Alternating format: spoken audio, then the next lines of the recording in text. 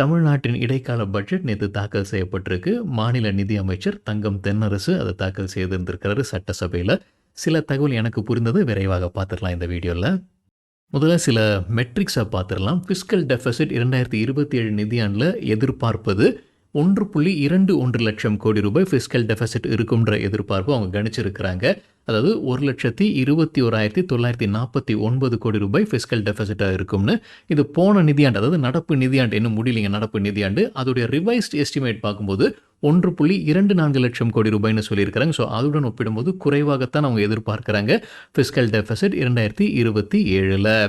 இதே ஜிஎஸ்டிபியுடன் ஒப்பிடும்போது, ஜிஎஸ்டிபி அப்படின்றது கிராஸ் ஸ்டேட் டொமஸ்டிக் ப்ராடக்ட்டுங்க, அதுடன் ஒப்பிடும்போது 3% வருது. அதாவது 2027க்கு 2026 அந்த ரிவைஸ்டு பண்ணது 3.48 இருக்குது. 2027 அது 3% இருக்கும் ஜிஎஸ்டிபி உடையது. டெப்ட் டு ஜிஎஸ்டிபி ரேஷியோ எதிர்பார்ப்பது 26.12%. மாநிலத்துடைய எக்கனாமிக் சர்வேல அவங்க முன்ன சொல்லியிருந்தது 2031க்குள்ளார $1 ட்ரில்லியன் எக்கனாமி மைல்கல்லை எட்ட வேண்டும்னு சொல்லியிருந்தாங்க. 2024-25 நாமினல் growth ரேட் 16% இருந்தது. இதை தொடர்ந்து இதே growth ரேட் மெயின்டைன் பண்ணாங்கன்னா அந்த இலக்கை எட்ட முடியும்னு சொல்லியிருக்கிறாங்க. பட்ஜெட்டில் இருக்கக்கூடிய சில விஷயங்கள் விரைவாக பார்த்துடலாங்க. எந்தெந்த துறைக்கு எவ்வளவு நிதி ஒதுக்கி இருக்கிறாங்கன்றதை விரைவாக பார்த்துடலாம். 285 கோடி ரூபாய் நிதி ஒதுக்கி இருக்கிறாங்க அருங்காட்சியகங்கள் அமைப்பதற்காக.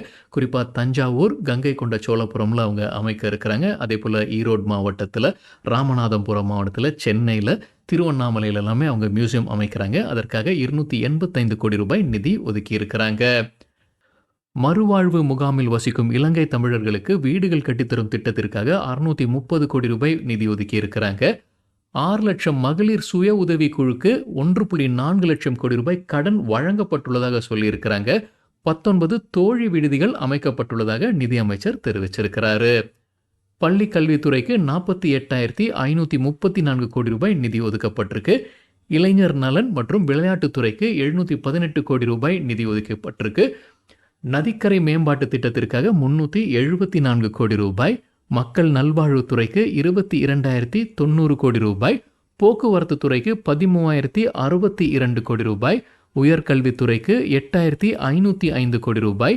தமிழ்நாடு கப்பல் கட்டும் கொள்கை இன்னும் வெளியிடலைங்க, அது விரைவில் வெளியிடப்படும்னு சொல்லியிருக்கிறாங்க. ஷிப் பில்டிங் மற்றும் மெரைன் ஆன்சிலரி மேனுஃபேக்சரிங் தமிழ்நாட்டில் அதற்கான கொள்கை விரைவில் வெளியிடப்படும்னு அரசு சொல்லியிருக்கிறாங்க.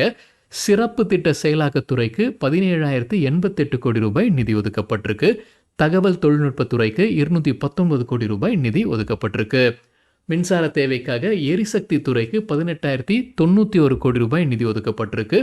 கோவை மற்றும் மதுரை மாநகரத்திற்கான மெட்ரோ ரயில் திட்டம் மத்திய அரசு அனுமதி வழங்கவில்லைன்னு சொல்லியிருக்கிறாங்க. அதற்கு எதுவும் நிதி ஒதுக்கியிருக்காங்கன்னு சொன்ன மாதிரி தெரியலிங்க. ஆனால் அதற்கு மத்திய அரசு இன்னும் அனுமதி வழங்கலன்னு சொல்லியிருக்கிறாங்க. மத்திய அரசு சில கேள்விகள் கேட்டிருக்கிறாங்கன்றதான் நம்ம புரிதல். அதற்கு இவங்க இன்னும் பதில் அளித்திருக்கிறாங்களா அப்படின்றதும் தெரியலை. ஆனால் அது இன்னும் அந்த ப்ரொப்போசல் இன்னும் அப்ரூவல் ஆகலைன்றது சொல்லியிருக்கிறாரு. ஓய்வூதிய திட்டத்திற்காக, அரசு ஊழியர்களின் ஓய்வூதிய திட்டத்திற்காக 11,000 கோடி ரூபாய் நிதி ஒதுக்கப்பட்டிருக்கு.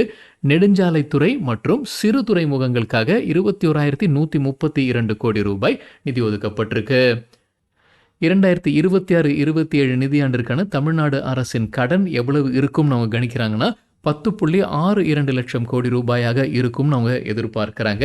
இப்போ எவ்வளவு இருக்குன்னா 9,29,959 கோடி ரூபாய். இது போன பட்ஜெட்டில் அவங்க சொல்லியிருந்தது. அதை ரிவைஸ் பண்ணி இப்போ 9,52,374 கோடி ரூபாய் கடன் இருக்குது, நிலுவைத் தொகை இருக்குது.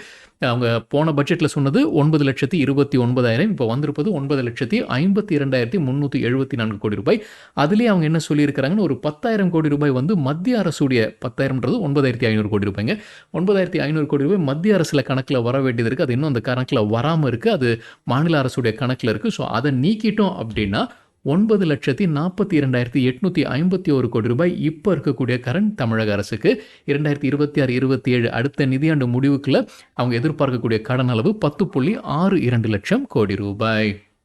டெக்ஸ்டைல் செக்டருக்கான ஒரு அறிவிப்பு. அட்வான்ஸ்ட் குவாலிட்டி டெஸ்டிங் லேபரட்டரி அமைக்க இருக்கிறாங்க 6 கோடி ரூபாய்க்கு கோயம்புத்தூரில்.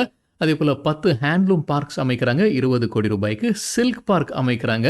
Doctor Kalaignar Karunanidhi centenary memorial handloom silk park 24 கோடி ரூபாய்க்கு அமைக்க இருக்கிறாங்க.